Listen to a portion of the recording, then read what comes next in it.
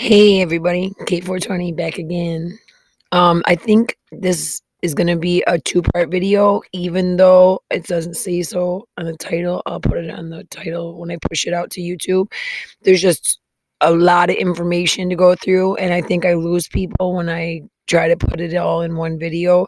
So I'm gonna break this one up because it's really important to me. Now, I know that I'm still getting a ton of messages about my Kanika update. Pardon me. And if anybody knows my work, they know that I don't do anything half-assed. So be patient. I'm doing the best I can to keep up with my normal work and spending about 4 extra hours a night working on the Kanika thing as well. Um, I don't. I can make a 5-minute video explaining my part of it, and but that I would be one of many. There's so many that came before me and so many that came after me, and therefore, I don't want to step on them or not recognize them as well. There were some very important people that played a part in this whole situation, and they also played a part in why I chose to stop when I stopped. But either way, let's get going. How I know the United States is on the brink of another civil war. Guys, listen.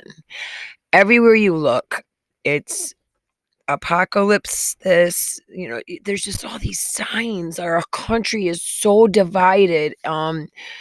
First of all, this whole 2016 election has literally, it's like in my mind, it's like an earthquake. It's a fault line, and it's literally just divided us right in half. And it's the strangest way because it's not like it used to be. It's not this little, like we used to have this tribe, and then because you were this label, that meant that you had to stand with this tribe, or because you were this color, it meant you had to stand with this tribe. And suddenly there was a very large section of us who woke up and went, why? And excuse me.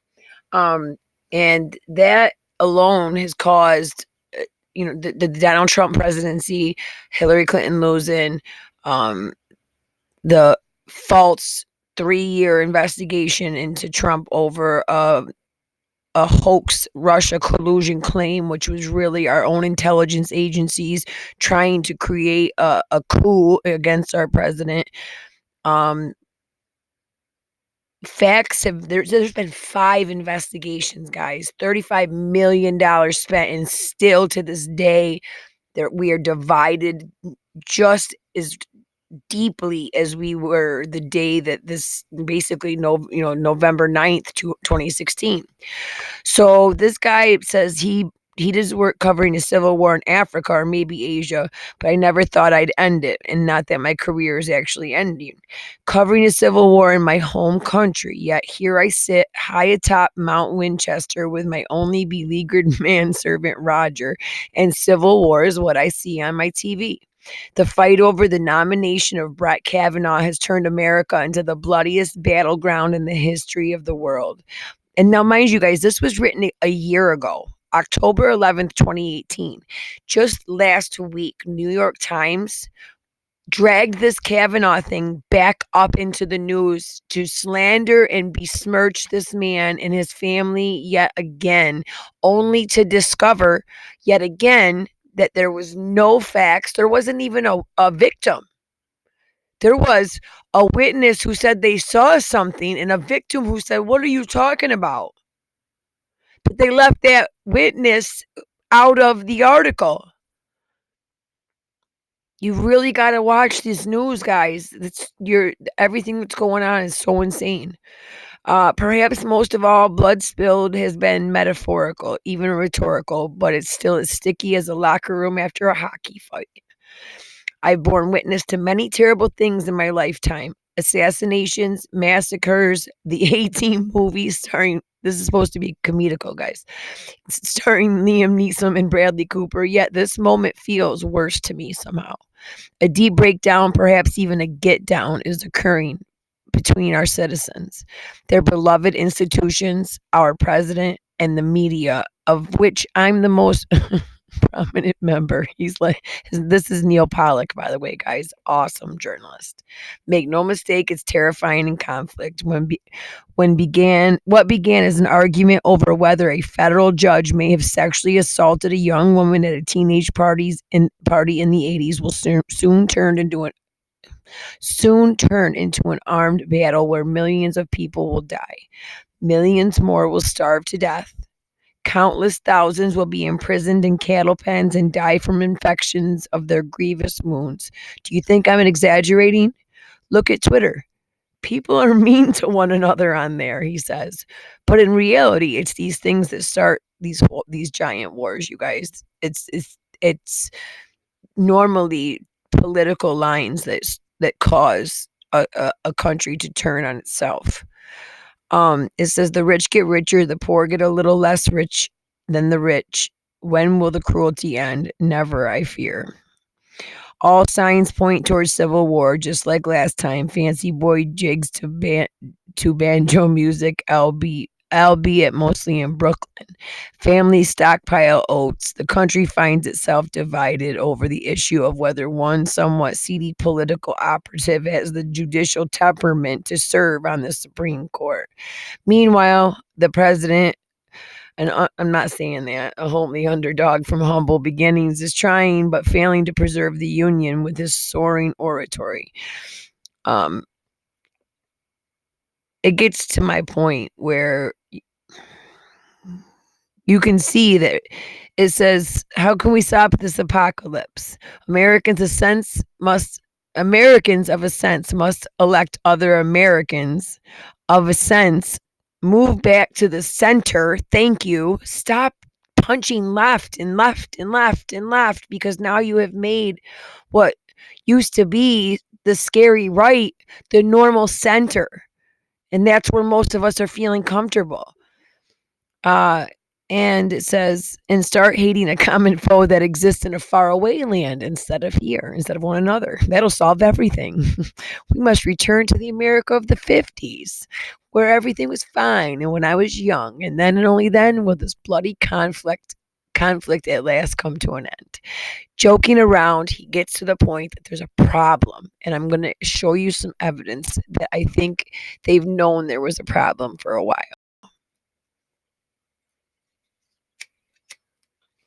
So last year, birth rates dropped. Birth rates dropped in a 32-year low. You guys, that's 3 decades. That means every single year for 3 decades, our birth rates have went down. Not 1 year did they go up. And we went through mad times where teen pregnancy was this huge thing. We went through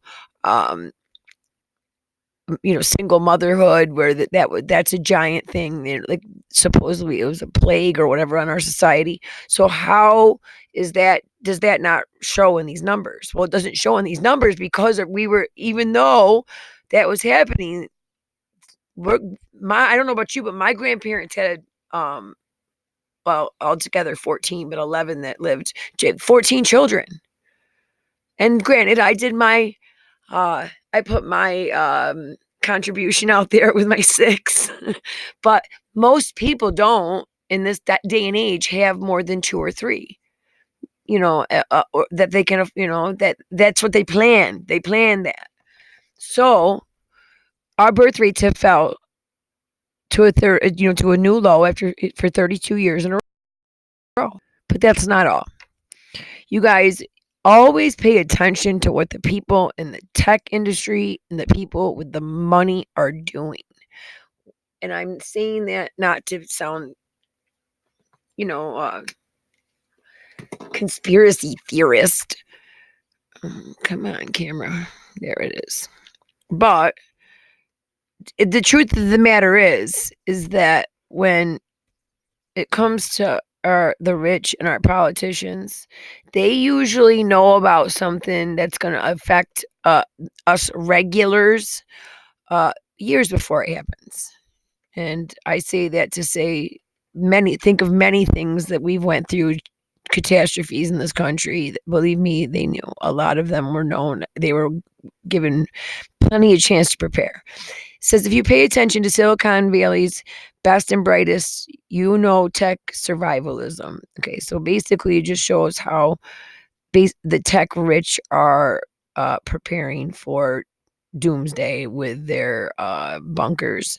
I'm not going to read this whole thing. It's so long. They drive me crazy. This is where I wanted to be. Tech preppers don't necessarily think a collapse is likely. They consider it a remote event, but one with a very severe downside. So given how much money they have, spending a fraction of their net worth is against this is a logical thing to do.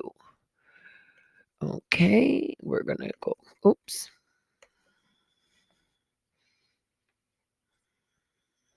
There we go.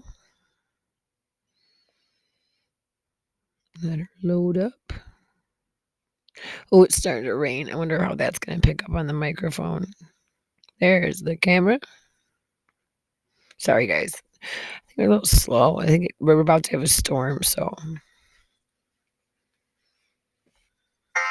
in the middle of nowhere, rural Kansas. The site of an abandoned nuclear missile silo. Give me 1 second.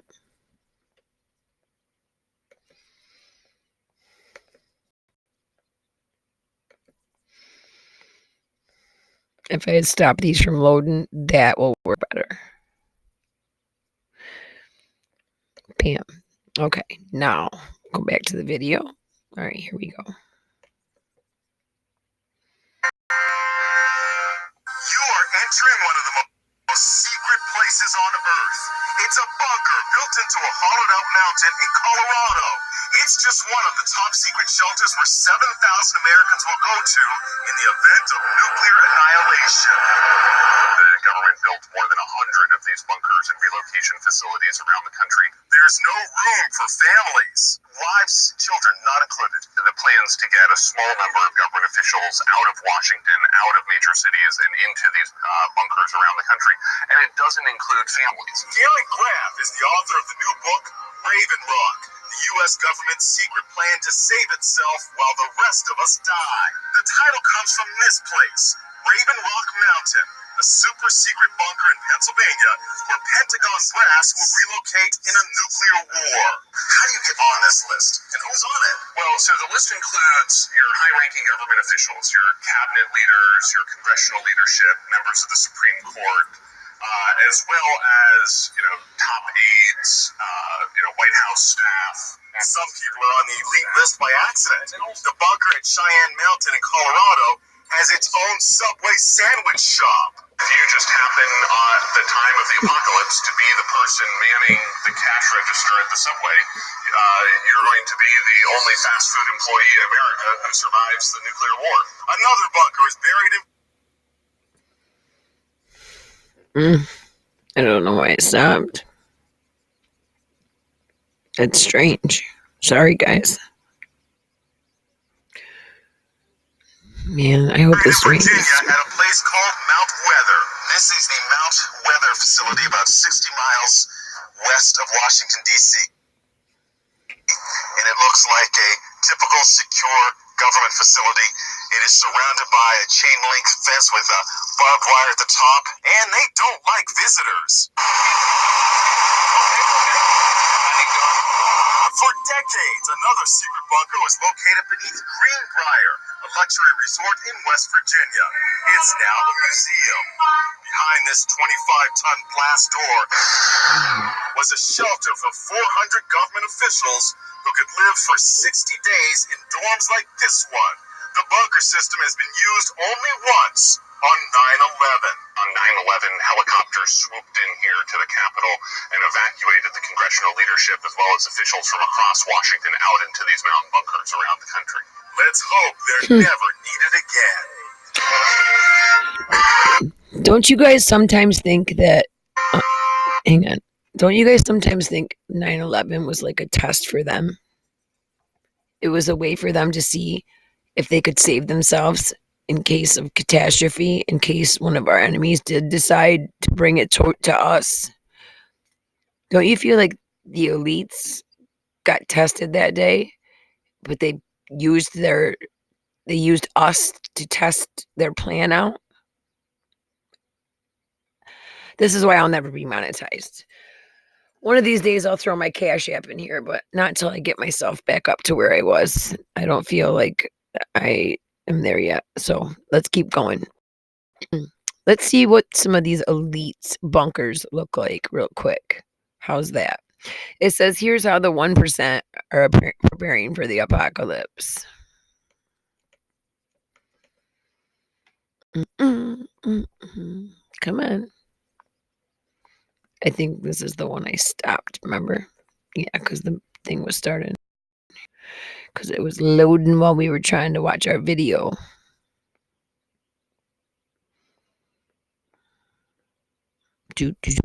There we go. Yep, see? None of that was there when we started. Because there's some good pictures of the inside of some. Now you guys all know that the presidents get bunkers. Every president gets an unlimited amount of money to build a bunker for them and their family. The Obamas spent the most amount of money on theirs. I think it fits like 30 members of their family. All right, so let's keep going. I think I'm going to split this up and stop here in about 5 minutes and then come back with a part 2. If you guys are chill with that, I think that works out better. And you can take it in your own way. So these are pictures of the inside of a doomsday bunker. This is not a mansion in Los Angeles, you guys. These are pictures, a pool, what looks to be sunlight, but is not. It is artificial sunlight. These are artificially planted trees. This is a totally artificial area to make them comfortable and feel like it's an underground garden that features simulated natural light. And by the way, guys, these can withstand earthquakes. These can withstand. It's got to hold a minimum of a year's worth of food. So the one I was looking at had like 2 years worth of fuel and food. We're gonna look at that one in a minute. Some luxury bunkers. I get a quick video of that too. I think that's where I'm gonna end this video at, is with those luxury bunkers. This is a different one. I'm not gonna. That's some stunning mural appears in a secret forest. It must be like the way to their bunker. Most of these people have high-end yachts, so they already have a relationship and they know the taste, fit, and finish they want. So, like, this is what the presidential bunker you can see is. I think this is one of the presidential ones, guys. See the eagle out here? This is the outside, or this might be the condo one. Survival condo in Kansas. The Larry Hall survival condo utilizes 2 abandoned Atlas silo missiles so it was built by the Army Corps of Engineers to house warheads in the 1960s. Yes, we're going to watch this. No, it's all right. No, thank you. We're not going to watch it on here because they suck. Every time I ever tried to watch a video. Oops, wrong one. Darn it. Wrong video.